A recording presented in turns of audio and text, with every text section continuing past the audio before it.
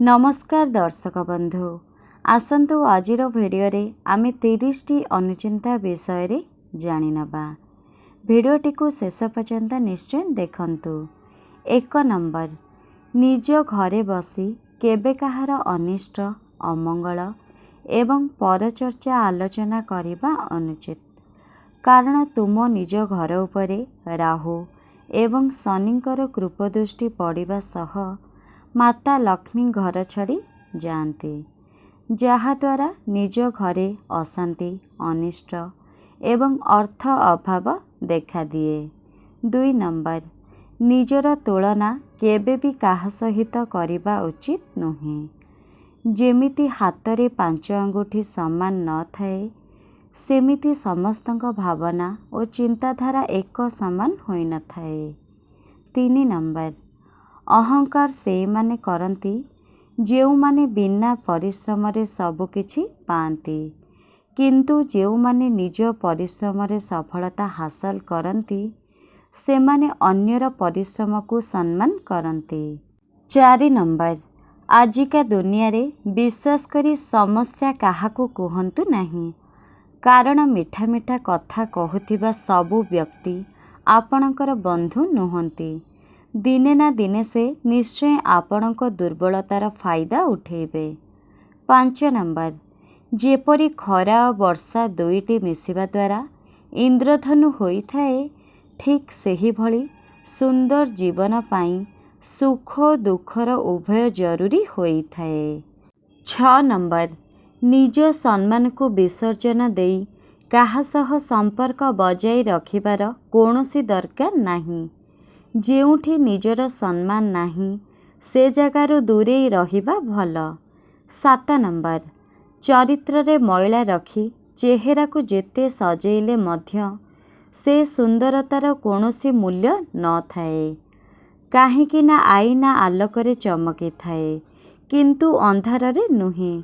कथारे अछि थिले थाउ पछे रूप हजार, चरित्र न थिले सबु असार। 8 नंबर उपदेश देवा सहज किंतु उपाय बताइबा भारी कष्ट। अन्यर दुख को देखी अनेक दुखी हुअन्ते, किंतु केही दुख दूर करिबा पई आगे आसंती नहीं। दर्शक बंधु चैनल रे नुआ थिले चैनल टी को सब्सक्राइब करी एवं वीडियो टी को लाइक कर दियंतु। 9 नंबर पूजा करिबा समय रे जदि हाथरू पूजा थाली पड़ी जाए तेबे अशुभ होई थाए एवं आगामी दिन रे कौनसी समस्या देखा देबार संकेत देई थाए। 10 नंबर आजिर दुनिया रे तुमे मिछ को जेते धीरे कहना काहींकि समस्ते सुनी पारिबे, किंतु सत को जेते जोरे चिल्लेकी कहिले मध्य केही सुनी पारंती नहीं। 11 नंबर तुलसी गछ को घर भितरे लगाइबा उचित नुहे। खोलारे तुलसी गछ लगाइबा उचित। माटी पात्र रे तुलसी गछ लगाइबा बहुत शुभ होई थाए।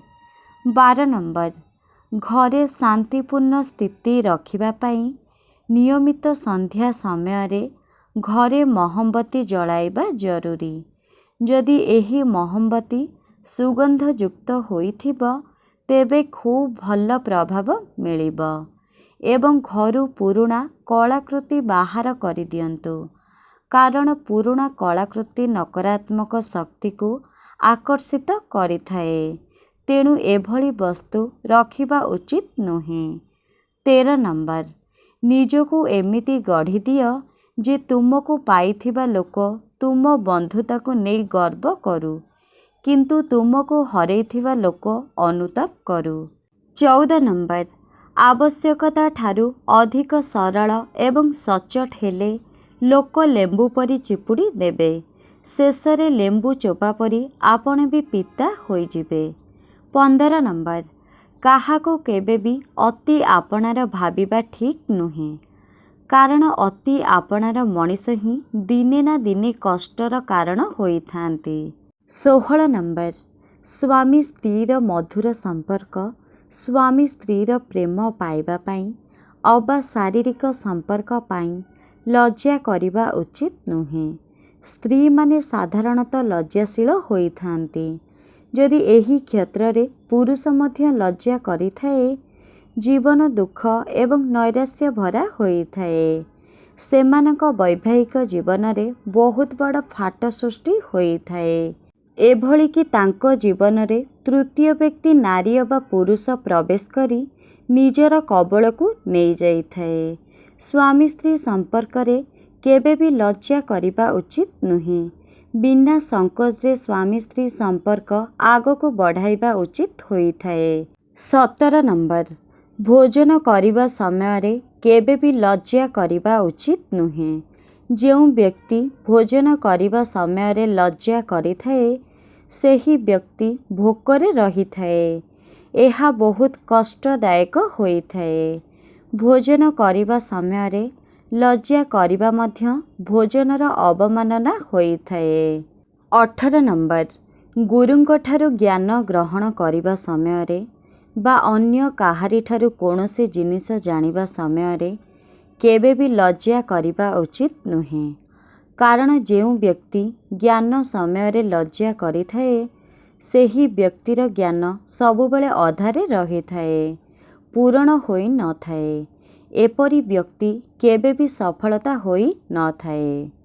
19 ନମ୍ବର, କୌଣସି ବାକି ପଇସା କିମ୍ବା ଉଧାର ଦେଇଥିବା ପଇସା ମାଗିବା ଉଚିତ ଏବଂ ଯେଉଁ ବ୍ୟକ୍ତି ନିଜର ଉଧାର ଦେଇଥିବା ପଇସା ମାଗିବା ପାଇଁ ଲଜ୍ଜା କରିଥାଏ, ସେ କେବେ ବି ଧନୀ ହୋଇପାରିନଥାଏ। ଏହାଦ୍ୱାରା ଆପଣ ସମ୍ପୂର୍ଣ୍ଣ ବର୍ବାଦ ହୋଇପାରନ୍ତି ଓ ଦାରିଦ୍ର୍ୟତା ସମ୍ମୁଖୀନ ହୋଇଥାନ୍ତି। ଦର୍ଶକ ବନ୍ଧୁ, ଏହି ଭିଡ଼ିଓଟି ଯଦି ଆପଣମାନଙ୍କୁ ଭଲ ଲାଗେ, କମେଣ୍ଟ ବକ୍ସରେ ଜୟ ଜଗନ୍ନାଥ ଅବଶ୍ୟ ଲେଖନ୍ତୁ। 20 ନମ୍ବର, ଯଦି ହଠାତ୍ ଆପଣଙ୍କୁ କୌଣସି ସ୍ଥାନରୁ ଧନପ୍ରାପ୍ତି ହେଉଛି, ତେବେ ତାହାକୁ ଗ୍ରହଣ କରିବାକୁ କେବେ ବି ସଂକୋଚ କରିବା ଉଚିତ ନୁହେଁ। କିମ୍ବା ବୟସ୍କ ଲୋକ ଯଦି ଆପଣଙ୍କୁ ଅଳ୍ପ କିଛି ଟଙ୍କା ଦିଅନ୍ତି, ତେବେ ତାହାକୁ ଗ୍ରହଣ କରିବାକୁ ପଛାନ୍ତୁ ନାହିଁ। ଏହାର ଅର୍ଥ ଏଇଆ ଯେ ମା ଲକ୍ଷ୍ମୀଙ୍କୁ କେବେ ବି ମନା କରିବା ଉଚିତ ନୁହେଁ। 21 ନମ୍ବର, ଯଦି ଆପଣ କୌଣସି ମନ୍ଦିରକୁ ଯାଆନ୍ତି କିମ୍ବା ବିନା ପ୍ରୟୋଜନରେ ପୂଜା ସ୍ଥାନରେ ପହଞ୍ଚି ଯାଆନ୍ତି ଏବଂ ସେଠାରେ ଆପଣଙ୍କୁ କେହି ପ୍ରସାଦ ଦିଅନ୍ତି, ତେବେ ସେହି ପ୍ରସାଦକୁ କେବେ ବି ମନା କରିବା ଉଚିତ ନୁହେଁ। ସେହି ଦିବ୍ୟ ପ୍ରସାଦ ଆପଣଙ୍କ ଭାଗ୍ୟ ବଦଳାଇବାରେ ସାମର୍ଥ୍ୟ ରଖିଥାଏ। 22 ନମ୍ବର, ଜୀବନରେ କେବଳ 2 ଜଣ ଲୋକ ଅସଫଳ ହୁଅନ୍ତି। ଜଣେ ସିଏ ଯିଏ କେବଳ ଚିନ୍ତା କରେ କିନ୍ତୁ କାର୍ଯ୍ୟ କରେ ନାହିଁ। ଆଉ ଜଣେ ସିଏ ଯିଏ କାର୍ଯ୍ୟ କରେ କିନ୍ତୁ ଚିନ୍ତା କରେ ନାହିଁ। 23 ନମ୍ବର, ଘରେ ଅଧିକ ପୁରୁଣା ଜୋତା ଚପଲ ରଖିବା ଉଚିତ ନୁହେଁ। ଏହାଦ୍ୱାରା ଅଶୁଭତା ବୃଦ୍ଧି ହୋଇଥାଏ ଏବଂ ଜୋତା ଚପଲ ଏଠି ସେଠି ପକାଇବା ଦ୍ୱାରା ଶନିଙ୍କ ଖରାପ ପ୍ରଭାବ ପଡ଼ିବା ସହିତ କଳହ ବୃଦ୍ଧି ହୋଇଥାଏ।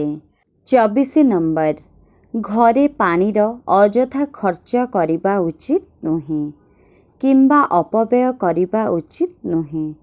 ଏହାଦ୍ୱାରା ଚନ୍ଦ୍ରଙ୍କ ଖରାପ ପ୍ରଭାବ ବି ପଡ଼ିଥାଏ ଏବଂ ମାନସିକ ଅଶାନ୍ତି ଦେଖାଦେବା ସହିତ ଅଯଥା ଖର୍ଚ୍ଚ ବୃଦ୍ଧି ହୋଇଥାଏ।